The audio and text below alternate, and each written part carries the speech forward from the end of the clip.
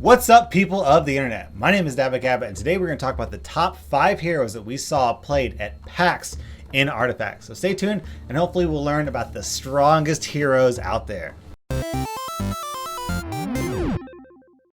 So first things first, let me say that this is just my opinion. I'm sure a lot of people out there are going to disagree with me quite strongly, and that's okay. I'm just basing sort of like first impressions. I mean, I only played less than a dozen games at PAX, something like 5 or 6 games. So my opinion is, take everything with a grain of salt.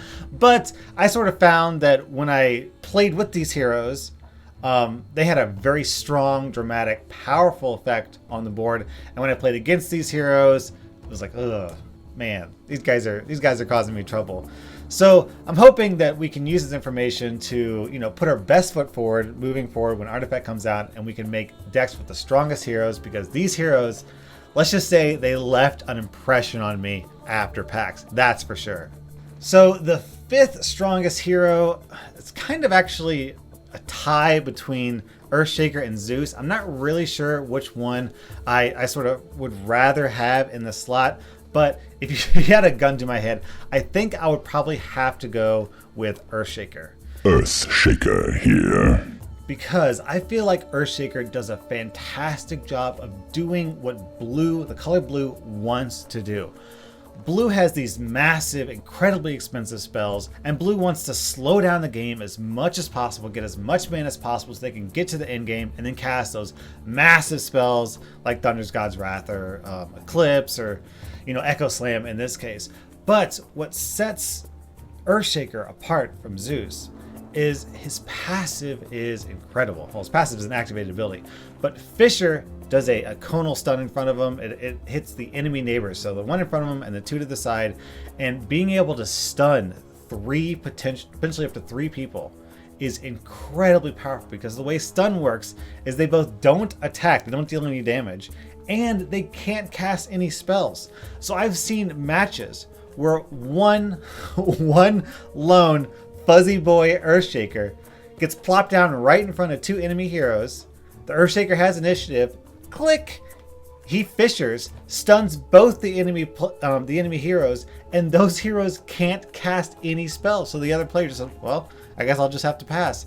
And that's that's so strong. Being able to silence stun, which is even better than silence. Being able to stun 2, potentially even 3 heroes for free with no mana is so strong. I mean, it's worth mentioning, of course, that it's on a 4-turn cooldown, but it's still just really strong. And on top of that, his signature spell, Echo Slam, is quite powerful.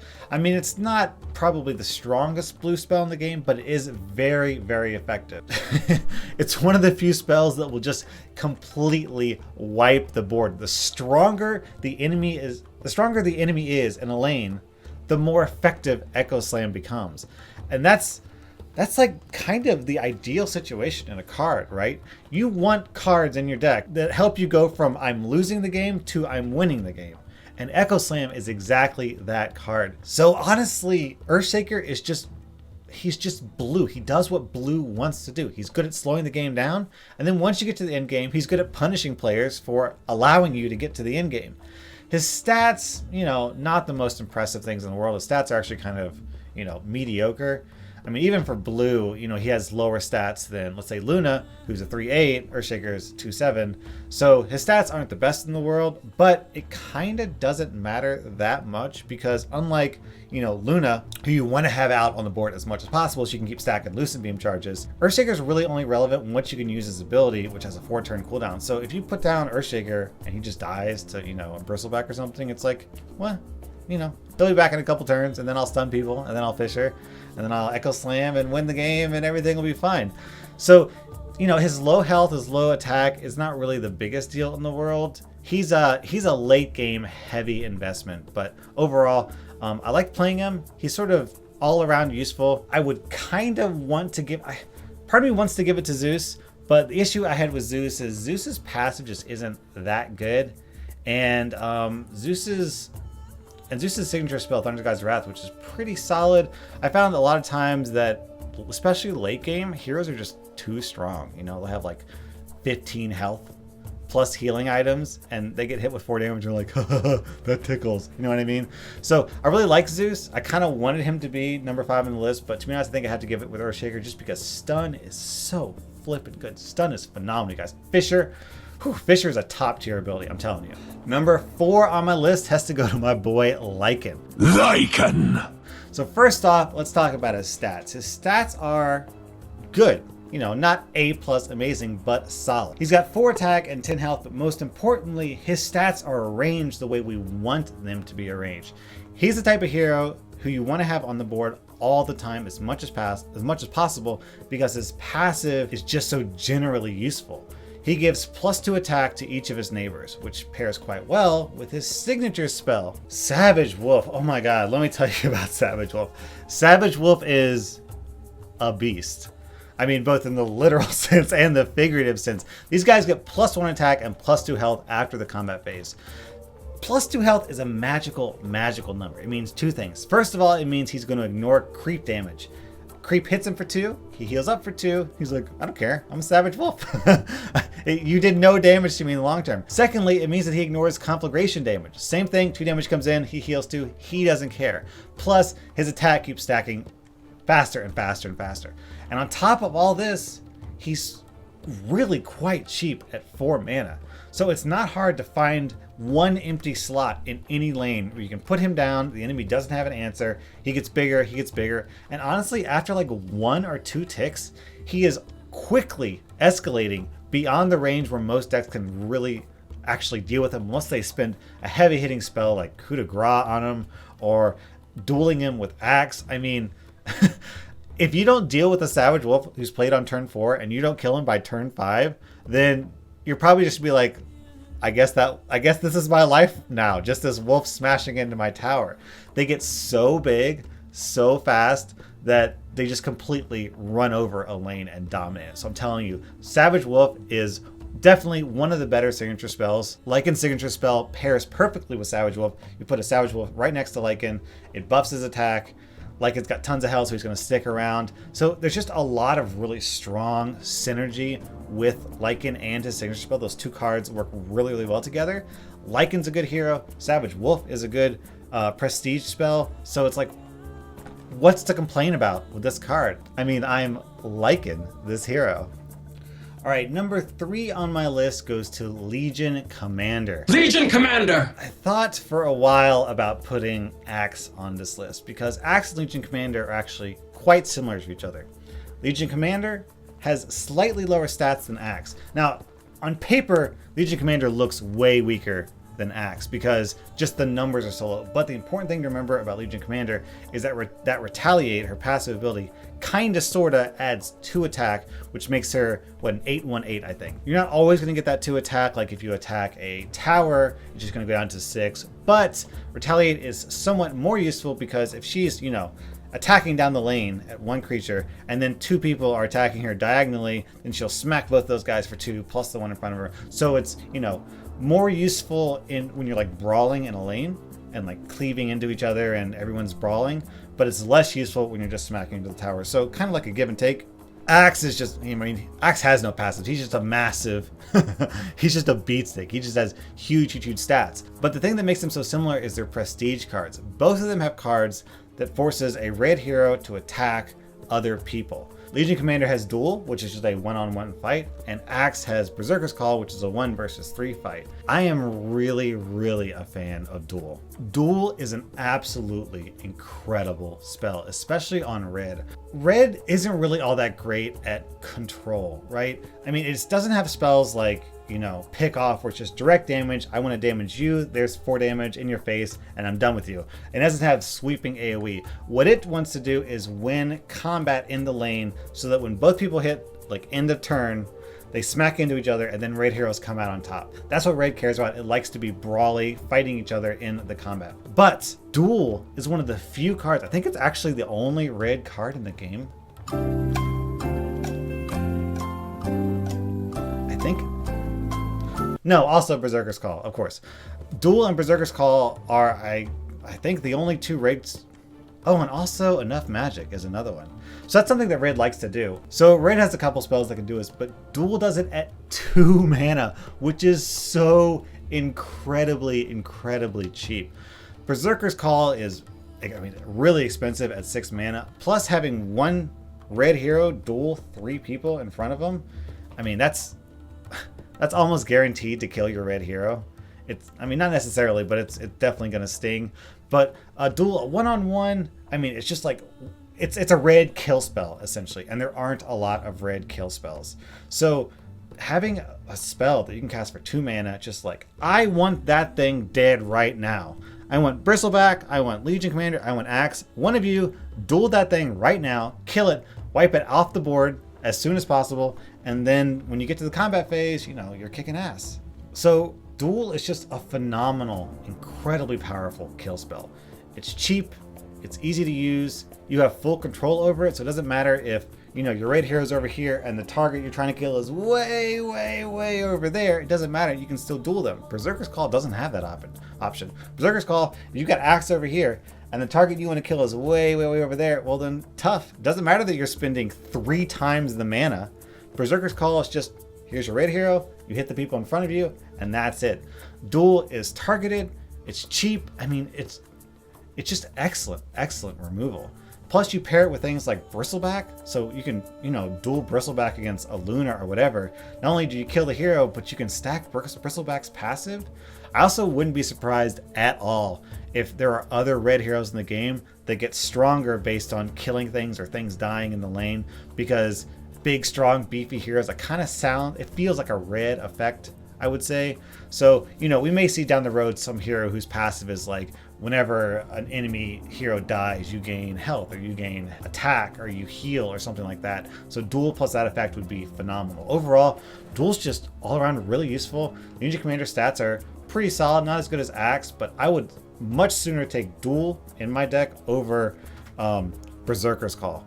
So for that reason, I would put Legion Commander at number 3 on my list. And I mean, sure, Legion Commander stats aren't quite as good as a couple of the other red heroes, but it kind of doesn't matter, because if you put those other stronger red heroes in the deck, you can use them to duel instead of Legion Commander, right? Like, you don't really put Legion Commander in your deck for her stats. Her stats are good anyways. They're some of the best in the game just by virtue of the fact that she's red. You put her in your deck because she has duel. And having duel allows you to use Axe and Bristleback to their fullest potential. So overall, Legion Commander is just a phenomenal card. I think she's one of the better red heroes, one of the better heroes in the game. That's why she's at number 3 on my list.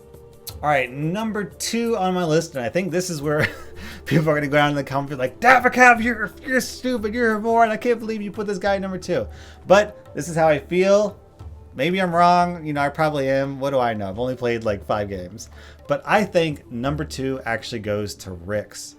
Not because Rix is insanely powerful, but he is insanely flexible. Having options and sort of like mistake forgiveness are both very useful things to have in a hero. Plus, I really feel like Rix has quite possibly the highest skill cap of all the heroes that I've seen so far. Rix is just incredibly flexible and versatile. If you make a mistake with Rix, it's not a big deal. If you need Rix to be in a different lane, he can be there quickly. If you get completely outplayed in a lane and the opponent wipes the board, it's not a big deal. Rix is back because his passive is so good, you guys. Rapid deployment, having a hero come back every single lane is awesome. I know that it feels like having heroes die sucks, and sure it does, but there are so many advantages to having a hero die. First off, they heal to full. Secondly, you get to redeploy them, and redeploying them, I'm telling you, is incredibly useful. On top of that, his passive allows you to play your deck differently. Normally you've got 5 heroes. You want to keep all these 5 heroes alive. So, but you got limited resources to do it. So, you know, you go to the store, you get a leather armor, +1 armor. Where do you put that? You have 5 options. So in a perfect world, you'd have 5 pieces of armor to put on each guy. But with Rix, you don't really care about his defenses at all. I mean, you know, you care a little bit, but honestly, putting armor and health on Rix is kind of a waste. So that means when you've got Rix in your deck and you get, you know, a defensive item like a cloak with +health or armor, you don't have to spend that hero, you don't have to spend that item on Rix, you can spend that item on someone else. So it sort of releases the burden. It's basically one fewer hero that you have to spend defensive items on. So instead, you just put all of your offensive items on Rix, like give him all of his, plus 10 attack items or whatever. So he slams down, he crushes the enemy, blows up their tower, blows up their hero, dies in the process, comes back next turn and says, I don't care if I died, I'll just keep running into you with my plus 10 attack sword or whatever and keep kicking your ass. So just rapid deployment, oh my god, you guys, it's so incredibly useful. His prestige spell's Truth to Power, I don't think it's by any means the strongest spell in the game. It's about medium level power, but once again, I feel like being able to silence a hero at 5 mana is one of those really high skill cards that an expert player could get a lot of use out of. So I wouldn't be surprised. I mean, I'm not the world's best card player, so it's possible that I'm just talking out of my ass here, but I wouldn't be surprised if a bunch of pro players end up using Rix in like competitive $1 million prize pool tournaments, because I can very easily envision super skilled players who can think turns and turns and turns in advance, getting the most value out of Rix with his rapid deployment and with his silence. He's so flexible. Like that's the thing. Compare him to someone like Sorla Khan. Okay, Sorla Khan does one thing. She smacks towers. Her passive is all about hitting towers really hard, and her prestige spell is all about... I keep saying prestige spell, isn't it signature spell? Premier spell, that's what it's called. So Sorla Khan's premier spell is also all about hitting towers. So Sorla Khan is like super focused, she does one thing. So if the opponent is able to stop you from doing that one thing that you're trying to do, if they put a bunch of creep in front of you so that Sorla Khan can't hit the tower, so that your creeps can't benefit from assault ladders, then, you're shut down. You're rendered useless. Your passive effect, your premier spells, they're not doing anything. And the more specialized your hero is, the easier it is for your opponent to shut down your specialty. But how do you shut down Rix? How? How do you shut him down? By killing him? Nope, he's back next turn. That doesn't make any difference. His spell is so generically useful that, how do you even count? It's like you're silent, you can't cast any spells. Oh shoot, I can't cast any spells. That effect is always useful. It's always useful. Except for the very rare circumstance when you've got 2 red heroes in a lane and you've got Truth to Power, then if you hit one of them with Truth to Power, the other one can just cast spells, so it's not a big deal. How common is that? It can happen sometimes, but if you got 2 red heroes in the lane, no big deal. You just don't cast Truth to Power here. You cast it in the next lane where there's only 1 black hero or whatever. So I just feel like Rix is so high skill, has such a high skill potential, and is so flexible, so versatile, so impossible to counter, that he's just one of those cards that's just plain solid. You can't go wrong with him. You know what I mean? You throw him in a deck, he pulls his weight, he doesn't, Rix, I feel like Rix isn't going to lose you the game. The one possible scenario that I feel like Rix kind of sucks in is if you're playing against some sort of, gold-based deck that's focused on getting a shitload of gold, because, you play him, he dies, you play him, he dies, you play him, he dies. So you feed him a bunch of gold, then they payday and they go out of control and they get a bunch of items. That could sort of happen, certainly, but just in general, I feel like he's so flexible, you just can't go wrong with him. Of everyone on my list, I feel like I might be the most wrong about him, because he's so complex that it's a little bit difficult for me as someone who's only played 5 games to evaluate him to his fullest potential. But I feel like Rix deserves a spot at least in top 10, and I'm putting him at number 2 because I like him. He's a little he's a fuzzy boy, and he's here to stay. Fundamentally, there's just nothing Rixy about putting him in your deck. And number 1 on my list goes to Phantom Assassin. Oh my god. This card is strong, you guys. This hero...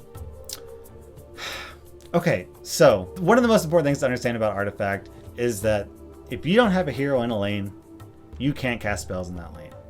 If you can't cast spells in that lane, your opponent is going to steamroll you in that lane. And of all the heroes in the game, Phantom Assassin is the best at taking down enemy heroes. He's one of the few heroes that can trade evenly with Axe. She one-shots a significant number of heroes in the game. Her stats are decent for a black hero. Obviously not as good as Axe, but with her passive, she just absolutely annihilates enemy heroes. But the thing that sets Phantom Assassin apart is her premier spell. Coup de grace is so powerful. I mean, you just 6 mana, blam, play it, hero is gone, out of here, you don't have to deal with it. So I'm telling you, like, ending a lane with initiative, comes over to your lane, Phantom Assassin is sitting there, you play coup de grace, you kill the enemy hero, suddenly their grand plans about playing, you know, Thunder God's Wrath or whatever, all these powerful spells, completely destroyed because you took out the one hero in that lane instantly. There's no weakness to this spell. It goes through damage immunity. It doesn't care if you have 50 health and 20 armor. Looking at you, Bristleback, it just wipes you out entirely. It is essentially the best single target removal. I absolutely want this card in particular gone from this game that there is. And that makes it so incredibly powerful. Of course, I will say that it requires you to randomly discard a card. And sure, there will be times when you randomly discard a card that you need to win the game. That's going to happen in card games. Sorry, man. I'm sorry that's going to happen to you. I feel the pain. I've discarded many cards that I've really needed in card games in the past, and it sucks when that happens.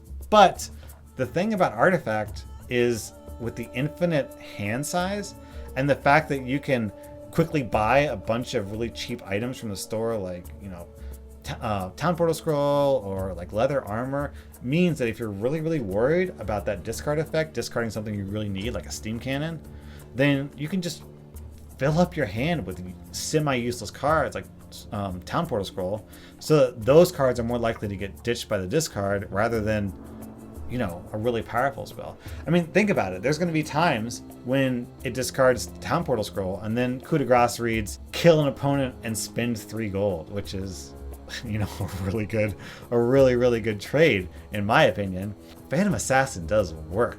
She kills heroes in the lane, she kills heroes from the hand, and killing heroes from anywhere is incredibly useful. So for that reason, I'm putting Phantom Assassin at the top of my list. I honestly, unless I'm building a super specialized deck that does one thing like really intensely, I would imagine virtually every single black deck I make having Phantom Assassin in it, just because there is no deck where hero killing is bad.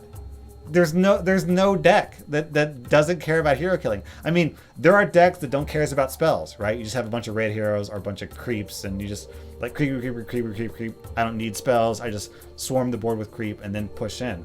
There are decks that don't care about creep at all. They just have tons of spells, like the red-blue control deck at PAX. I think it had 1 creep card in the entire deck, or at least one version. It might have had a couple copies of it, but it just had Ridman's Pillager, and then everything else was spells, right? There's decks that don't really care about, you know, having expensive items and generating a lot of gold. They just focus on creep and spells to get things done. But there is no deck that doesn't want to kill heroes, man. Every deck wants to kill heroes, and Phantom Assassin is the best at doing that. So I just feel like for that reason alone, Phantom Assassin is so universally useful with both her passive and her premier spell that you can't go wrong with her. So putting her at number 1 on my list. So what do you think of my list? Do you agree? Do you disagree? Write your own list down in the comments. I'm really curious to see actually if any of you guys sort of jive with me on your list. Like if a lot of people think number 1 is Phantom Assassin, or if like no one puts Rix in your top 5. Let me know down in the comments. I'm actually really curious to read to see if you guys are wrong. No, I'm kidding.